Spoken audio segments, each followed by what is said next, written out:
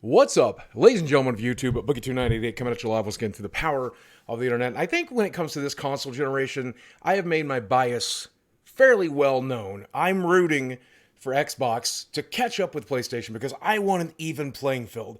I want the Nintendo Switch to be doing well. I want the PlayStation to be doing well. I want the Xbox Series X to be doing well. And I want PC gaming to do what it's always done and just continue to dominate them all. When it comes to the Nintendo Switch, obviously there's a million different reasons to buy that. When it comes to the PC, there's a million different reasons to get into PC gaming. The PlayStation 5 has made it abundantly clear why you would want to buy a PlayStation 5 with games like Horizon Zero Dawn and these other games that they've shown. Xbox really only had one reason to buy an Xbox Series X upon launch, and that was Halo Infinite. So that makes today's news very devastating. I woke up to Halo Infinite trending on Twitter, and this is the announcement we saw. This is from 343 Studios, and it says, "Today I want to share an important Halo Infinite development update with the community. We have made the difficult decision to shift our release to 2021 to ensure the team has adequate time to deliver a Halo game experience that meets our vision. The decision to shift our release is the result of multiple factors that have contributed to development challenges, including ongoing, the stuff affecting us all this year. I want to acknowledge the hard work from our team at 343 Studios who remain committed to making a great game and finding solutions to development challenges. However, it is not sustainable for the well-being of our team or the overall success of the game to ship this holiday.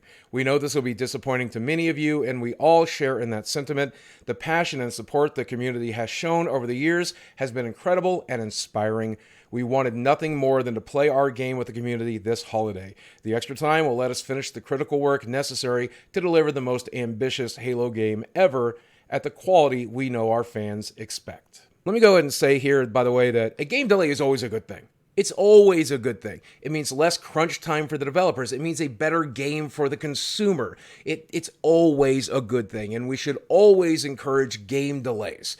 It's like Miyamoto said, a bad game is bad forever, but a delayed game is eventually good. Delaying this game means a better game for the consumer, a better flagship brand for the folks over at Xbox, and less crunch time for the developers. It's a win all across the board. My concern was that this was the system seller launch title for the Xbox Series X. So at the end of the day, what games do we have on launch for the Xbox? Let's take a look.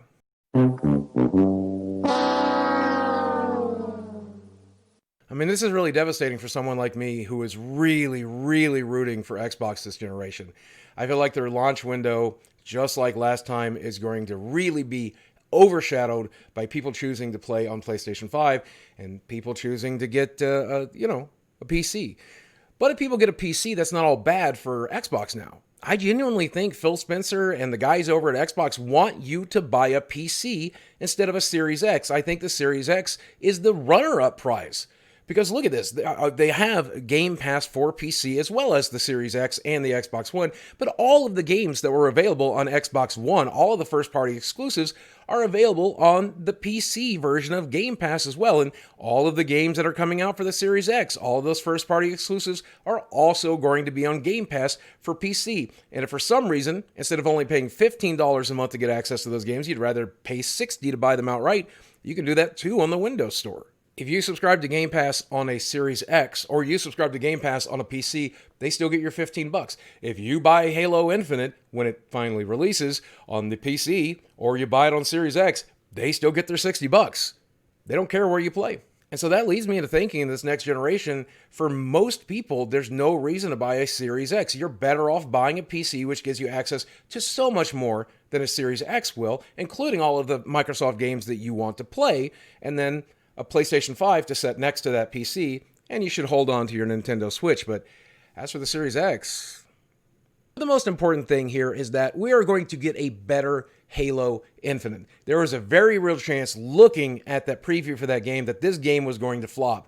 And it simply did not manage to capture people's attention because a lot of people just didn't like the graphics. There was a lot of criticism about what they showed, and that ruined a lot of the hype for the game. This gives them a second chance to rebuild that hype and make a better game. And we all want Halo Infinite to be, well, the infinite Halo experience. And this dark reality is, because of what's happening in the world right now, there is a very real chance that both of these consoles are going to have really slow starts anyways. A launch title game may not sell very well because there won't be a lot of systems to play it on. Manufacturing is being slowed down. People do not have the money that they would normally have during the holiday season to buy these gaming consoles.